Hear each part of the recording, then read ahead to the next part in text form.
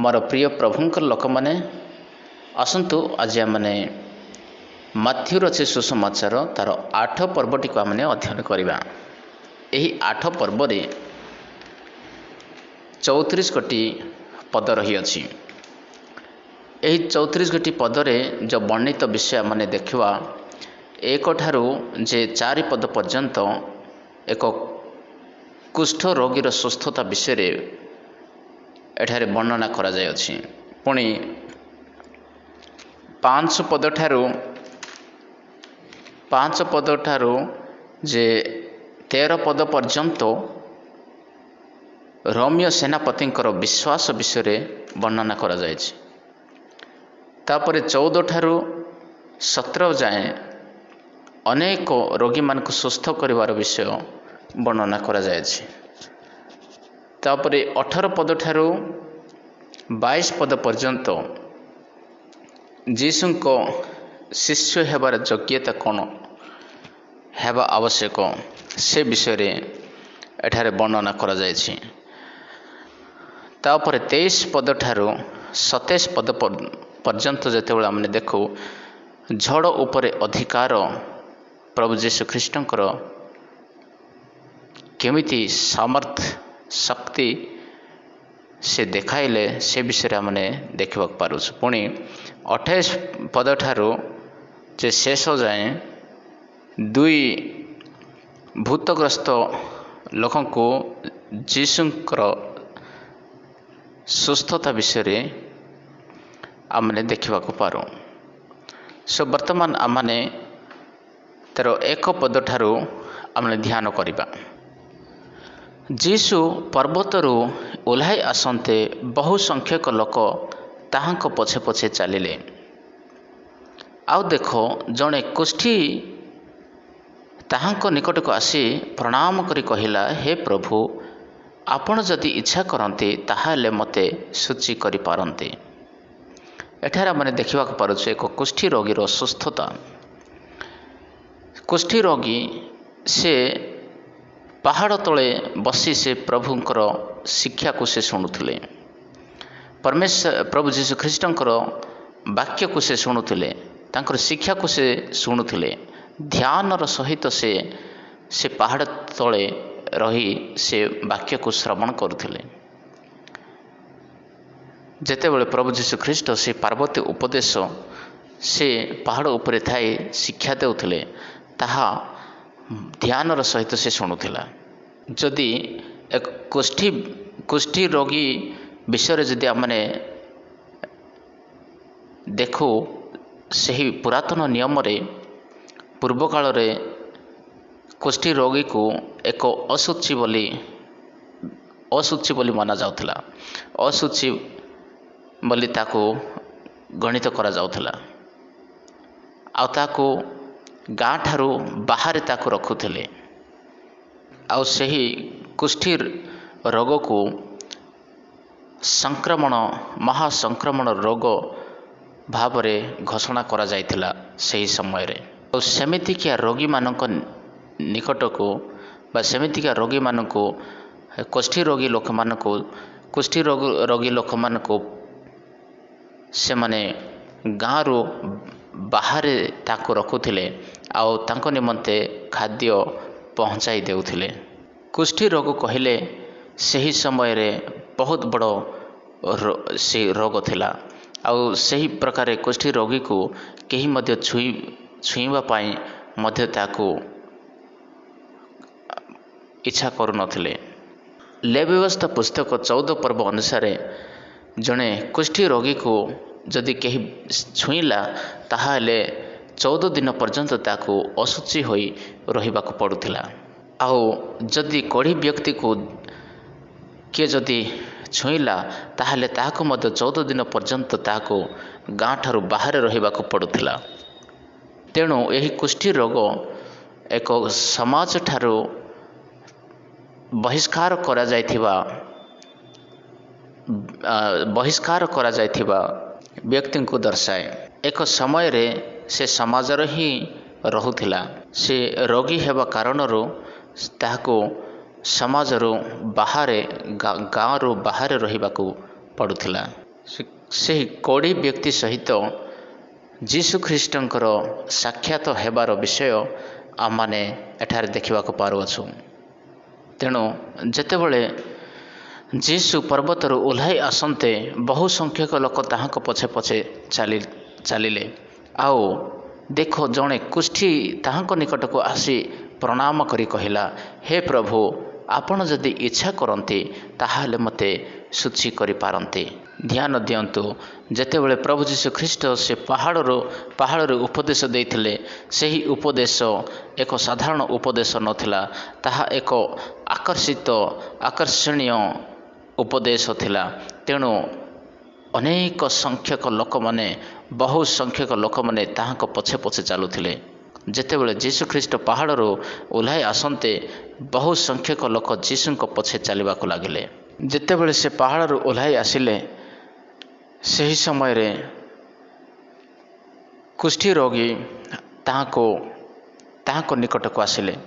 ଯେତେବେଳେ ସେହି କୁଷ୍ଠୀ ରୋଗୀକୁ ଲୋକମାନେ ଦେଖିଲେ, ଯୀଶୁଙ୍କ ପଛେ ପଛେ ଆସୁଥିବା ସେ ଭିଡ଼ ବହୁ ସଂଖ୍ୟକ ଲୋକମାନେ ସେମାନେ ଦୂରେଇ ହୋଇଗଲେ। କାରଣ କୁଷ୍ଠୀ ରୋଗୀ ଯୀଶୁଙ୍କ ନିକଟକୁ ସେ ଚାଲି ଆସୁଥିବାର ଦେଖିଲେ। ତାପରେ ସେହି କୁଷ୍ଠୀ ରୋଗୀଟି ଯୀଶୁଙ୍କ ନିକଟକୁ ଆସି ସେ ପ୍ରଣାମ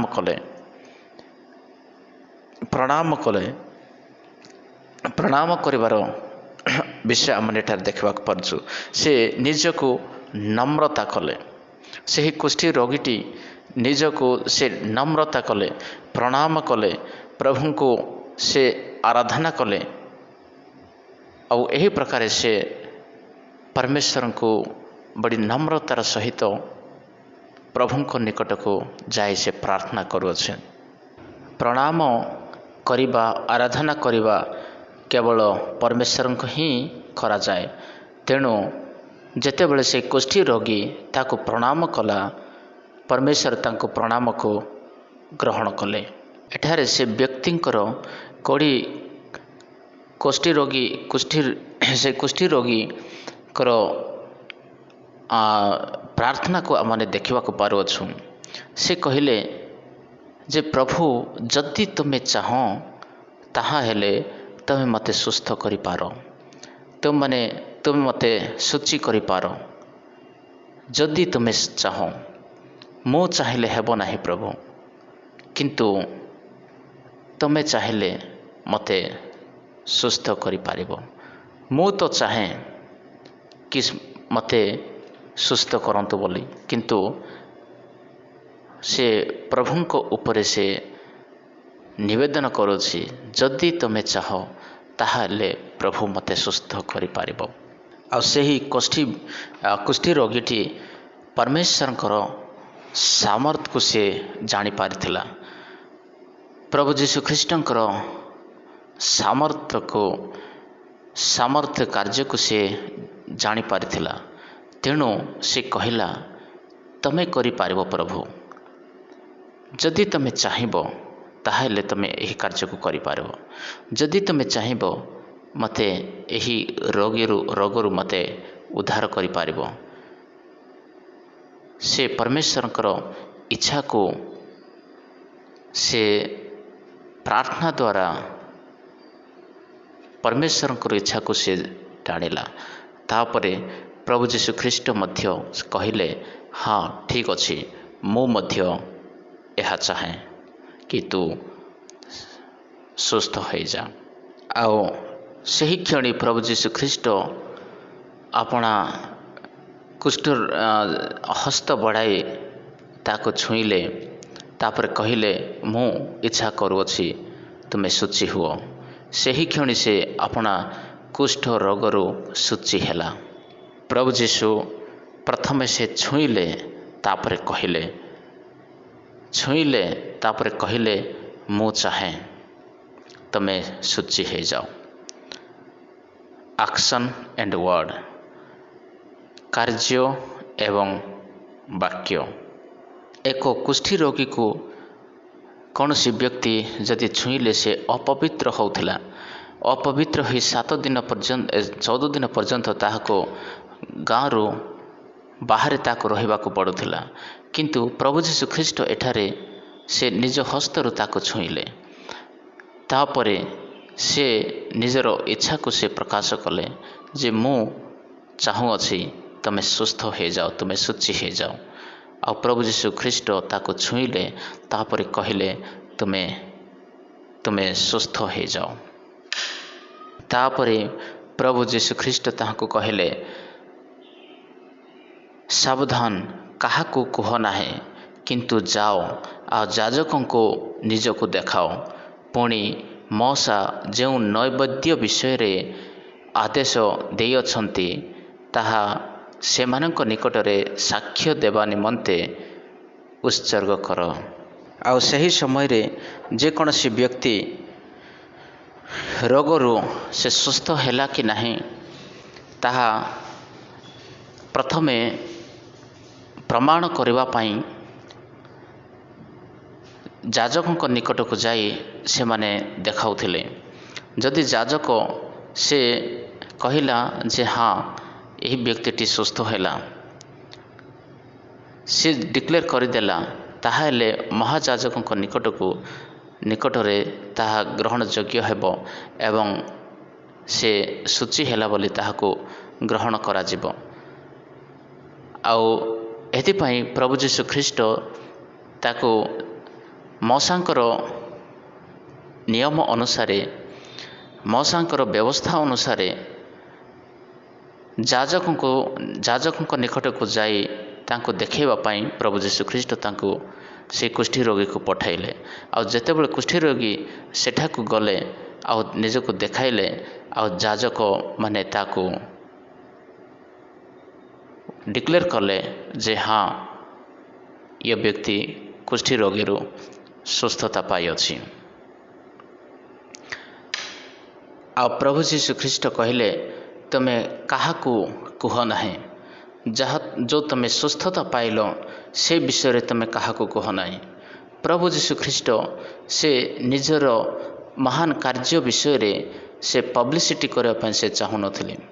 ସେ ନିଜକୁ ବଡ଼ପଣିଆ ହେବା ପାଇଁ ବା ନିଜକୁ ଦେଖାଇ ହେବା ପାଇଁ ସେ କାର୍ଯ୍ୟ କରୁନଥିଲେ।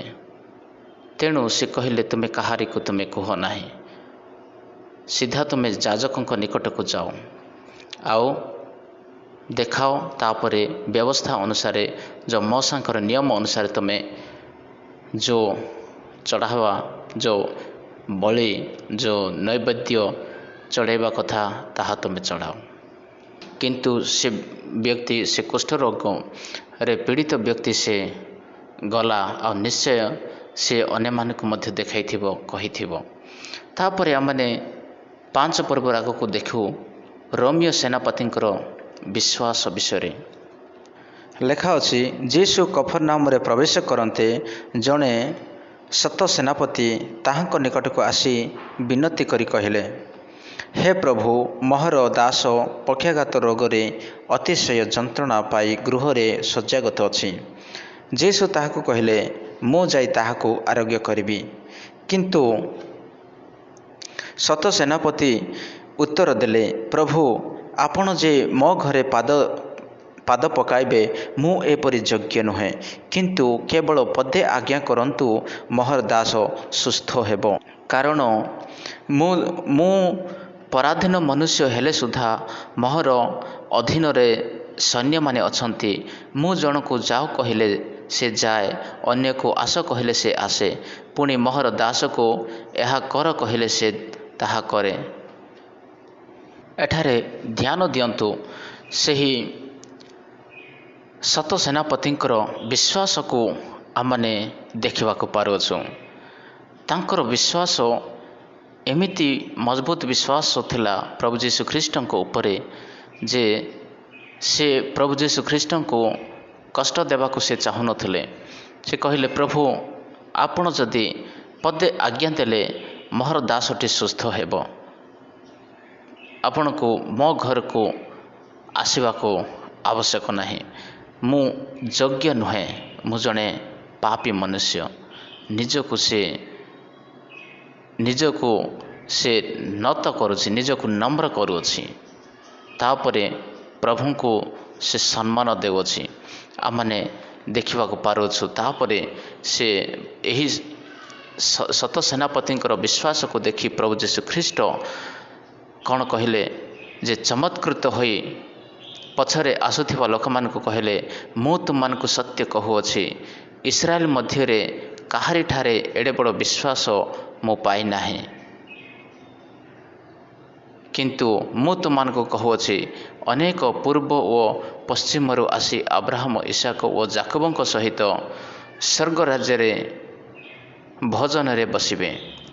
देखंतु एठारे प्रभु यीशु ख्रीष्टंकर कहिबार उद्देश्य जे से जणे जिहुदी बा से जणे इस्राएली लोक नथिले बोली से प्रमाण करी कहूअछंती।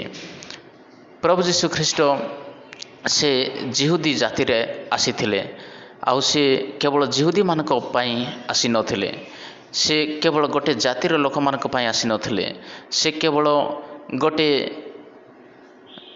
गोटे वंशर लोक मानक निमंते से आसी नथिले, किंतु प्रभु यीशु ख्रीष्ट समस्त जातिर लोक मानक निमंते आसीथिले। तेणु करी एठारे अन्य जातिर ये सत सेनापति मध्य से तार विश्वास को से प्रकाश करुछि।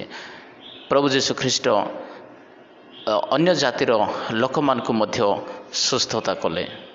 ता माने परमेश्वर से कौन सी एक जातिर परमेश्वर नुहंती, परमेश्वर केवल एक देशर परमेश्वर नुहंती, एक जातिर एक धर्मर परमेश्वर नुहंती। परमेश्वर को आमने जाति जाति धर्म धर्म मध्य आमने बांटी पारबा नहीं, कारण परमेश्वर एक परमेश्वर अटंती, एक परमेश्वर अटंती और द्वितीय कहीं नहांती। आ से परमेश्वर सारा संसार परमेश्वर जड़े ही अटंती। तेणु सबु जाति सबु धर्म जेकोसी धर्म लोक मैंने बांटी अछंती से समस्तंकर परमेश्वर होउछंती प्रभु यीशु ख्रीष्ट जड़े ही। तेणु प्रभु यीशु ख्रीष्ट कहले जे कहीं मो ठारे विश्वास करे से विनष्ट न होई अनंत जीवन प्राप्त हुए। जे कहीं प्रभु यीशुंक ठारे विश्वास करे, एठारे आमने सही सत सेनापतिंकर विश्वास को आमने देखा पारुछु। जहनर से सुसमाचार 3:16 रे कहती जे परमेश्वर जगत को एड़े प्रेम कले जे से अपना अद्वितीय पुत्र को दान कले, जेपरि जे कहीं ताहांक ठारे विश्वास करे से विनष्ट न होई अनंत जीवन प्राप्त हुए। एठारे कही नाहंती जे केवल एक जाति एक वंशर लोक माने ही विश्वास कले तांको स्वर्ग राज्य मिलबो न।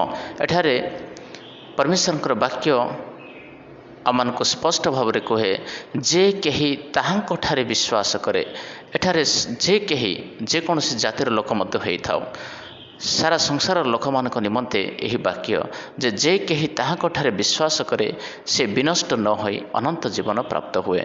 तेणु एठारे रम्य सेनापतिंकर विश्वास आमने देखा पारुछु जे सत सेनापति से ताहांक निकट को आसी विनती करी कहिले, हे प्रभु मोहर दास पक्षागत रोग रे से अतिशय जंत्रणा पाउछि आ से शଯ୍ୟାगत होइछि। जीसु ताहाको कहले मु जाई ताहाको आरोग्य करिबी, मु जाई ताहाको आरोग्य करिबी। किंतु से सेनापति से विश्वास सहित से कहला जे जानिथिला जे परमेश्वर से चाहिए तार शब्द ही काफी, ते से जदि एठु कहीदेव ताहले सेठारे कार्य हेब। सही प्रकार से परमेश्वर को कार्य को से देखिथिला। से कुष्ठी रोगी से कुष्ठ रोग रे पीड़ित व्यक्ति जो सुस्थता पाइला ताहा से देखा पारिथिला। आ ताहा जानी ताहा देखी ये सत सेनापति एड़े विश्वास कला। से कहला जे हे प्रभु आपण जे मो घरे पाद पकाइबे एपरी योग्य नुहे, କିନ୍ତୁ କେବଳ ପଦେ ଆଜ୍ଞା କରନ୍ତୁ ମୋର ଦାସ ସୁସ୍ଥ ହେବ। ସେ ମନରେ ଭାବିଲା ଯେ କୁଷ୍ଠ ରୋଗୀ ଏଡ଼େ ବଡ଼ ରୋଗୀ ଯାହାକୁ ସମାଜରୁ ତାକୁ ବାହାର କରାଯାଏ, ସେହି ବ୍ୟକ୍ତିଙ୍କୁ ପ୍ରଭୁ ଯୀଶୁ କେବଳ ତାହାକୁ କହିବା ଦ୍ୱାରା ତାକୁ ଛୁଇଁଲେ ଏବଂ କହିଲେ ତୁ ସୁସ୍ଥ ହୋଇଯା, ତ ସେ ସୁସ୍ଥ ହେଲା। ତା ମାନେ ତାର ବାକ୍ୟରେ ମଧ୍ୟ ଶକ୍ତି ଅଛି। ଏଠୁ ସେ କହିବେ ତାହେଲେ ମୋର ଦାସ ସେ ଘରେ ଥାଇ ସେ ସୁସ୍ଥତା ପାଇବ। ଏହି ବିଶ୍ୱାସରେ ସେ କହିଲେ ଯେ ହେ ପ୍ରଭୁ, ମୁଁ ଏହି ଯୋଗ୍ୟ ନୁହେଁ କି ଆପଣ ମୋ ଘରକୁ ଆସିବେ, କିନ୍ତୁ ପଦେ ଆଜ୍ଞା କରନ୍ତୁ ତ ମୋ ଦାସ ସେଠାରେ ସେ ସୁସ୍ଥତା ପାଇବ।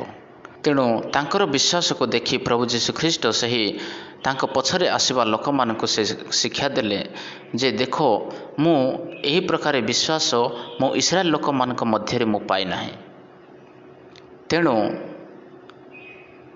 ସେ କହିଲେ ମୁଁ ତୁମମାନଙ୍କୁ କହୁଅଛି, ଅନେକ ପୂର୍ବ ଓ ପଶ୍ଚିମରୁ ଆସି ଆବ୍ରାହମ, ଇସାକ ଓ ଯାକୋବଙ୍କ ସହିତ ସ୍ୱର୍ଗ ରାଜ୍ୟରେ ଭୋଜନରେ ବସିବେ,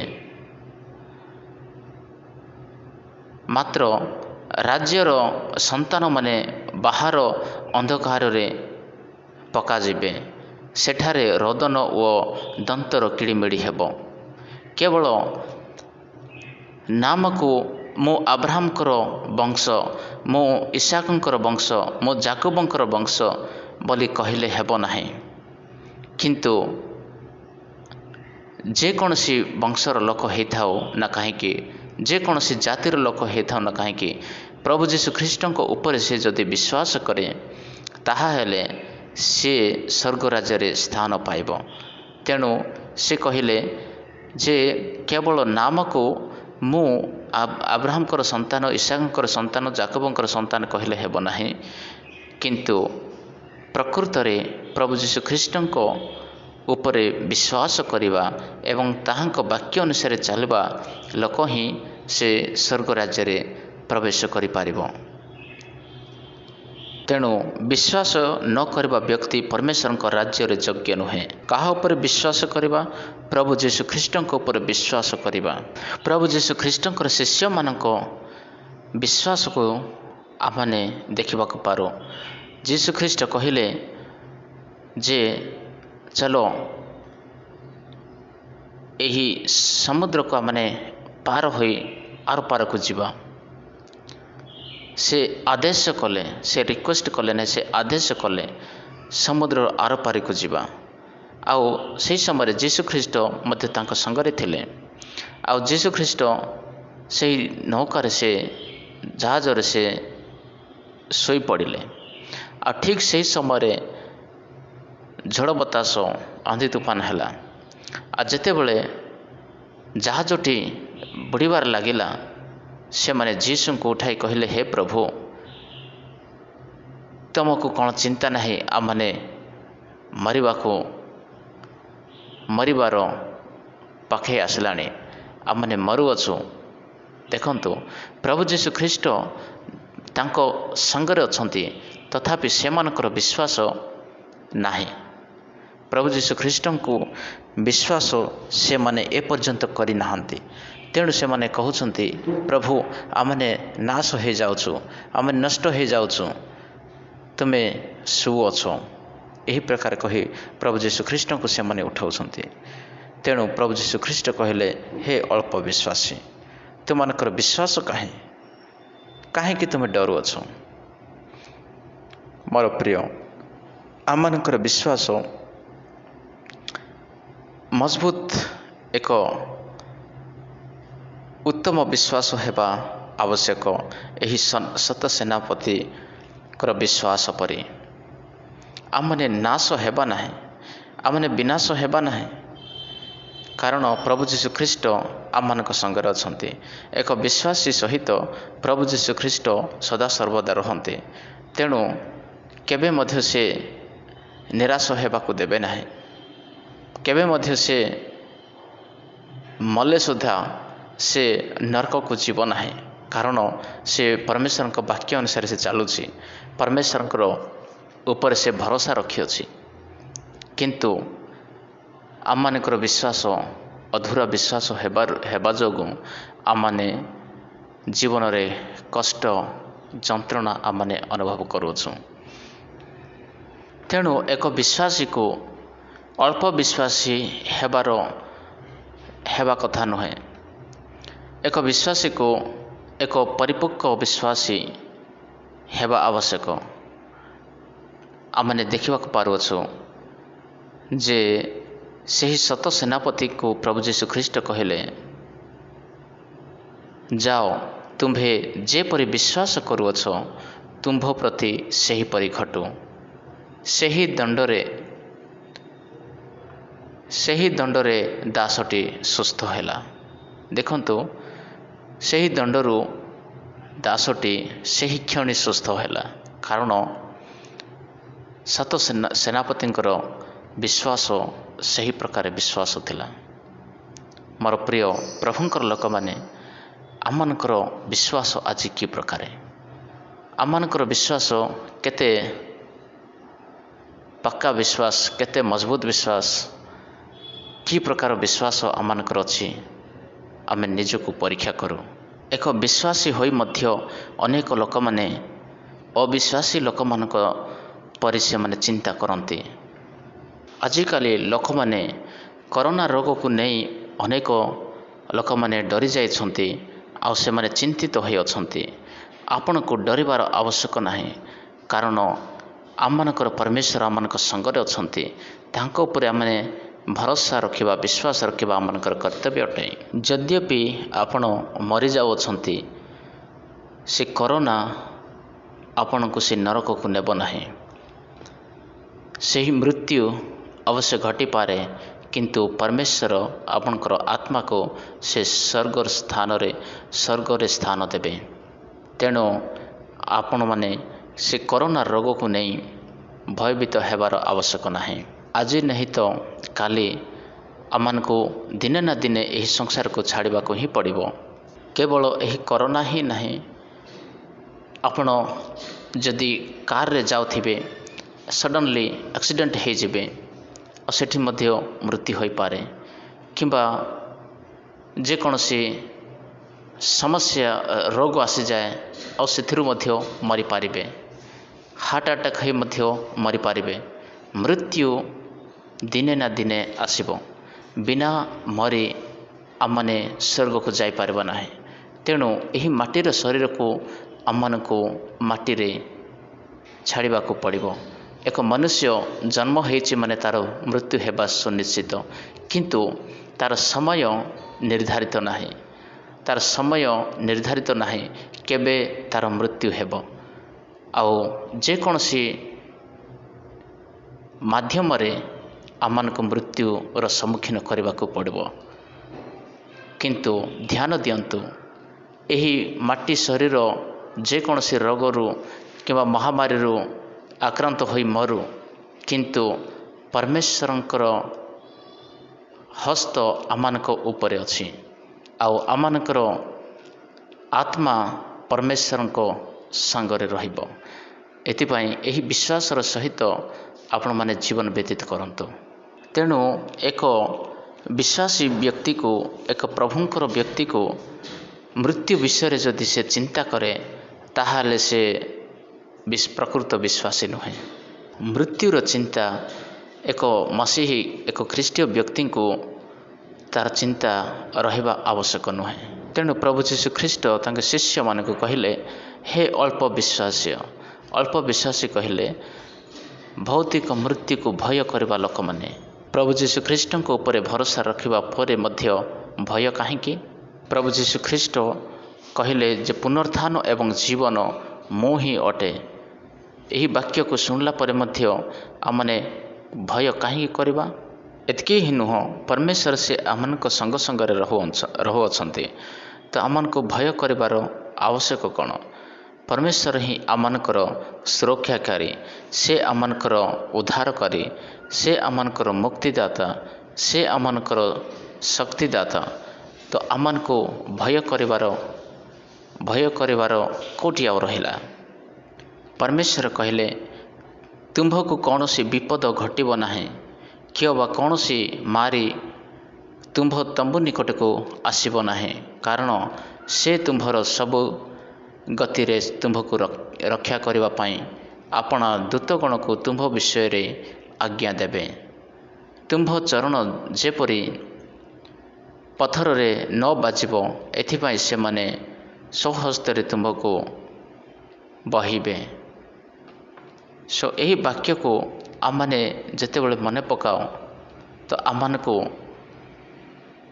ଦୃଢ଼ତାର ସହିତ ବିଶ୍ୱାସ କରିବା ଆବଶ୍ୟକ ଯେ ପରମେଶ୍ୱର ଆମମାନଙ୍କର ସୁରକ୍ଷାକାରୀ। ତେଣୁ ଆମମାନଙ୍କର ବିଶ୍ୱାସ ଅଧୁରା ବିଶ୍ୱାସ ନ ହେଉ, ଆମମାନଙ୍କୁ ଭୟ କରିବାର କୌଣସି ଆବଶ୍ୟକ ନୁହେଁ। ପରମେଶ୍ୱର ହେଉଛନ୍ତି ସର୍ବଶକ୍ତିମାନ ପରମେଶ୍ୱର।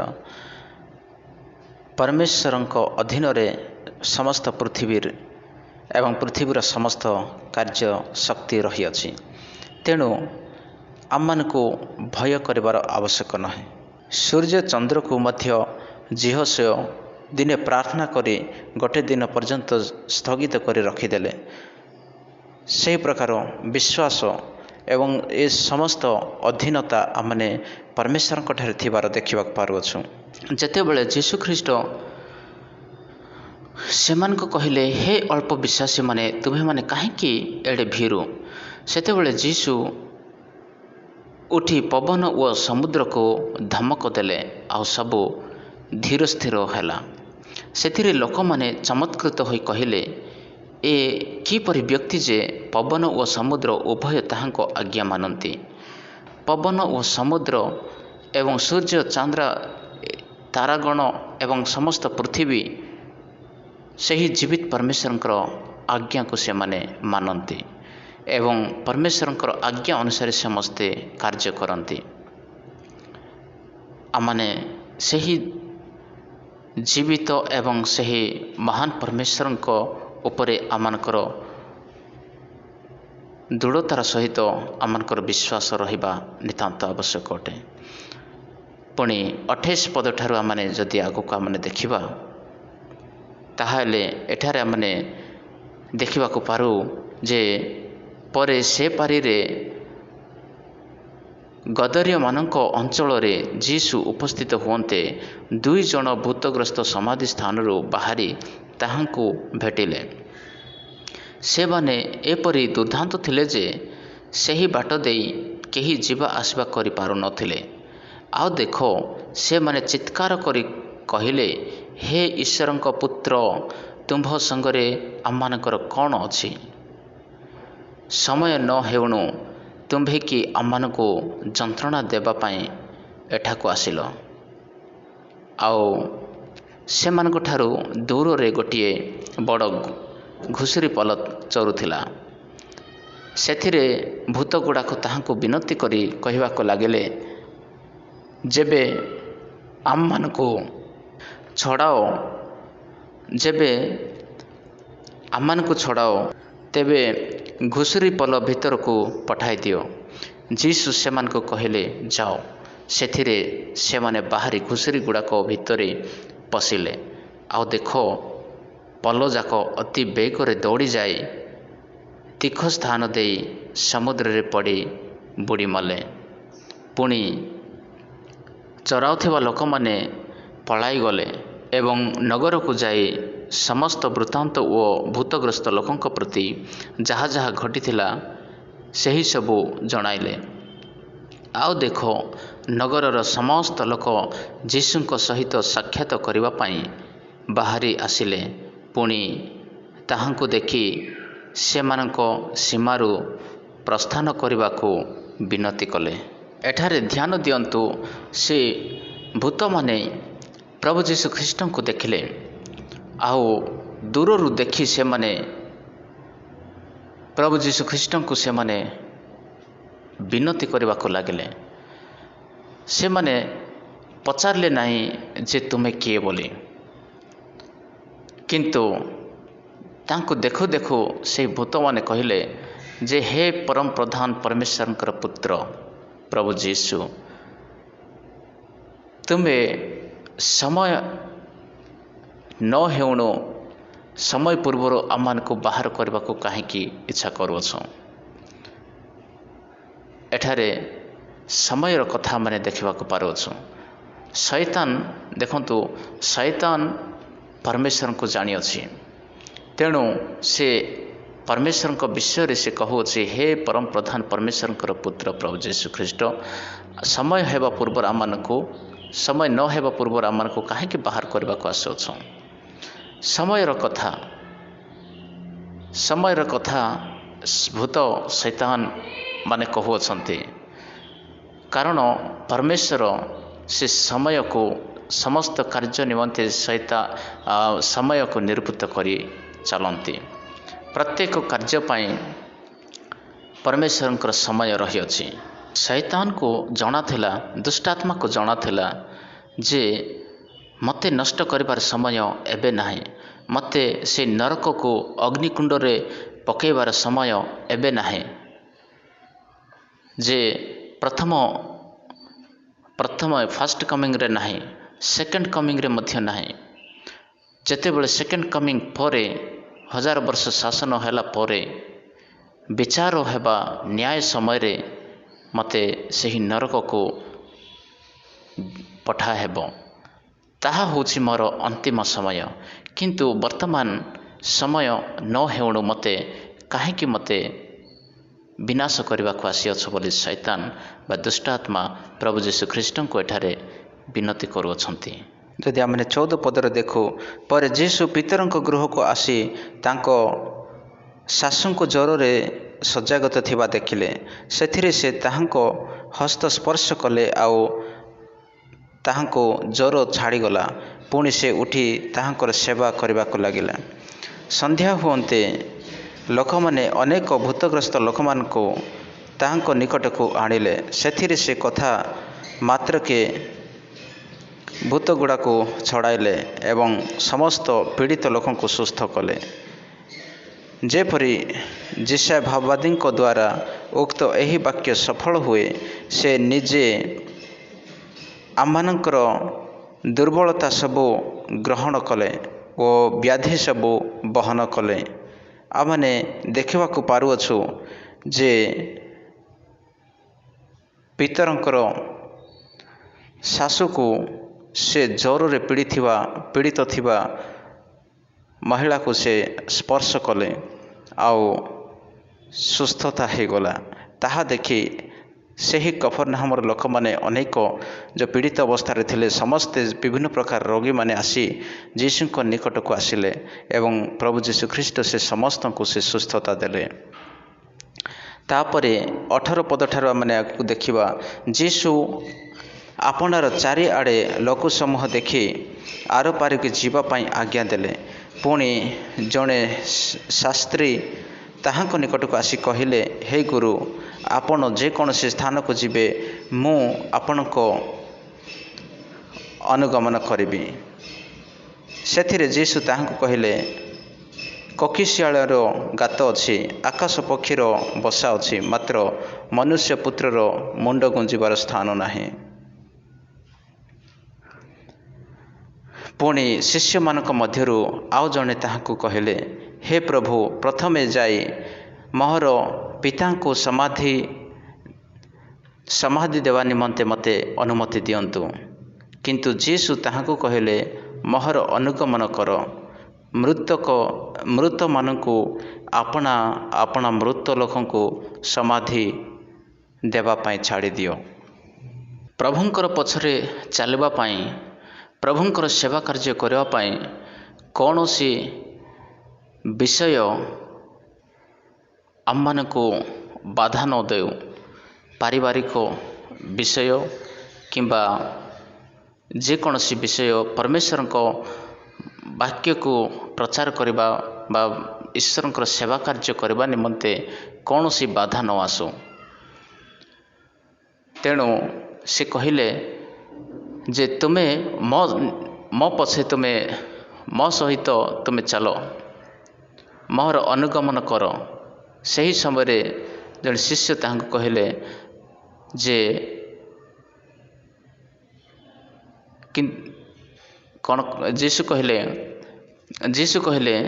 जे ताहांको कहिले मोहर अनुगमन कर मृतक मानकु आपण आपण मृत लोकंकु समाधि देवा पाई छाड़ी दियो ଯେଉଁମାନେ ପରମେଶ୍ୱରଙ୍କୁ ଜାଣି ନାହାନ୍ତି ସେମାନେ ମୃତକ ସଦୃଶ। ସେମାନେ ପରମେଶ୍ୱରଙ୍କୁ ଜାଣି ନାହାନ୍ତି। ଆଉ ମରିଥିବା ଲୋକକୁ ସେହିମାନେ ସମାଧି ଦିଅନ୍ତୁ। ତୁ ମୋତେ ଜାଣିଛୁ, ମୋ ସହିତ ଚାଲେ, ଆଉ ତୋତେ ମୁଁ ସ୍ୱର୍ଗ ରାଜ୍ୟକୁ ନେଇଯିବି। ପରମେଶ୍ୱରଙ୍କ ପଛରେ ଯେଉଁମାନେ ଚାଲନ୍ତି ସେମାନଙ୍କୁ ପରମେଶ୍ୱର ତାହାଙ୍କ ରାଜ୍ୟକୁ ସେ ନିଅନ୍ତି। ପରମେଶ୍ୱର କାହାରିକୁ ସେ ନିରାଶ ହେବାକୁ ଦିଅନ୍ତି ନାହିଁ। ତାଙ୍କର ବିଶ୍ୱାସୀ ପରମେଶ୍ୱରଙ୍କର ସନ୍ତାନ ବୋଲି ଖ୍ୟାତ ହେବେ, ଆଉ ତାଙ୍କରି ସନ୍ତାନମାନଙ୍କୁ ସେ ତାଙ୍କରି ରାଜ୍ୟରେ ରଖିବେ। ତାପରେ ଯୀଶୁ ନୌକାରେ ଚଢ଼ନ୍ତେ ତାହାଙ୍କର ଶିଷ୍ୟମାନେ ତାହାଙ୍କ ପଛେ ପଛେ ଗଲେ। ପୁଣି ଦେଖ, ସମୁଦ୍ରରେ ଏପରି ପ୍ରବଳ ଝଡ଼ ହେଲା ଯେ ତରଙ୍ଗରେ ନୌକାଟି ଆଚ୍ଛାଦିତ ହେବାକୁ ଲାଗିଲା। ମାତ୍ର ଯୀଶୁ ଶୟନ କରିଥିଲେ। ଆଉ ସେମାନେ ନିକଟକୁ ଆସି ତାହାଙ୍କୁ ଉଠାଇ କହିଲେ, ହେ ପ୍ରଭୁ, ରକ୍ଷା କରନ୍ତୁ, ଆମେ ମଲୁ। ଯୀଶୁ ସେମାନଙ୍କୁ କହିଲେ, ହେ ଅଳ୍ପ ବିଶ୍ୱାସୀମାନେ, ତୁମ୍ଭେମାନେ କାହିଁକି ଏଡ଼େ ଭୀରୁ? ସେତେବେଳେ ଯୀଶୁ ଉଠି ପବନ ଓ ସମୁଦ୍ରକୁ ଧମକ ଦେଲେ, ଆଉ ସବୁ ଧୀର ସ୍ଥିର ହେଲା। ସେଥିରେ ଲୋକମାନେ ଚମତ୍କୃତ ହୋଇ କହିଲେ, ଏ କିପରି ବ୍ୟକ୍ତି ଯେ ପବନ ଓ ସମୁଦ୍ର ଉଭୟ ଏହାଙ୍କ ଆଜ୍ଞା ମାନନ୍ତି? ଏହା ପରମେଶ୍ୱରଙ୍କର କାର୍ଯ୍ୟ ଅଟେ। ପରମେଶ୍ୱର ଅଦ୍ଭୁତ କାର୍ଯ୍ୟ କରନ୍ତି। ସେ ଅସମ୍ଭବ କାର୍ଯ୍ୟକୁ ସମ୍ଭବ କରନ୍ତି, କିନ୍ତୁ ମନୁଷ୍ୟ ତାହାଙ୍କର ମହାନ କାର୍ଯ୍ୟକୁ ବିଶ୍ୱାସ କରିପାରୁନାହିଁ। ମୋର ପ୍ରିୟ ପ୍ରଭୁଙ୍କର ଲୋକମାନେ, ସେହି ଜୀବିତ ପରମେଶ୍ୱରଙ୍କ ଉପରେ, ସେହି ପ୍ରଭୁ ଯୀଶୁ ଖ୍ରୀଷ୍ଟଙ୍କ ଉପରେ ଯିଏ ବିଶ୍ୱାସ କରେ ସେ କେବେ କଦାପି ବିନଷ୍ଟ ହେବ ନାହିଁ, ମାତ୍ର ସେ ଅନନ୍ତ ଜୀବନ ପ୍ରାପ୍ତ ହେବ। ତେଣୁ ଆମମାନଙ୍କର ବିଶ୍ୱାସ ସେହି ଅନେକ ଲୋକମାନଙ୍କ ବିଷୟରେ ଆମେ ଦେଖିବାକୁ ପାରୁଛୁ। ସେହି କୁଷ୍ଠରୋଗୀ ଯେ ପ୍ରଭୁଙ୍କ ଉପରେ ଭରସା ରଖିଲା, ବିଶ୍ୱାସ କଲା, ଆଉ ପ୍ରଭୁ ତାଙ୍କୁ ସୁସ୍ଥ କଲେ। ଆଉ ରୋମୀୟ ସେନାପତିଙ୍କ ବିଶ୍ୱାସକୁ ପରମେଶ୍ୱର ଦେଖିଲେ, ପ୍ରଭୁ ଯୀଶୁ ଦେଖିଲେ, ଆଉ ତାଙ୍କର ସେନାପତିକୁ, ତାଙ୍କର ଦାସକୁ ସେ ସୁସ୍ଥ କଲେ। ଆଜି ମଧ୍ୟ ସେ ଆମମାନଙ୍କୁ ସେ ସୁସ୍ଥ କରିବାକୁ ଚାହାନ୍ତି। ଆଜି ମଧ୍ୟ ସେ ଆଶୀର୍ବାଦ ଦେବାକୁ ଚାହାନ୍ତି। ପ୍ରଭୁଙ୍କ ଶରଣାଗତ ହୁଅନ୍ତୁ। ପ୍ରଭୁ ସମସ୍ତଙ୍କୁ ଆଶୀର୍ବାଦ କରନ୍ତୁ। ଆମେନ୍।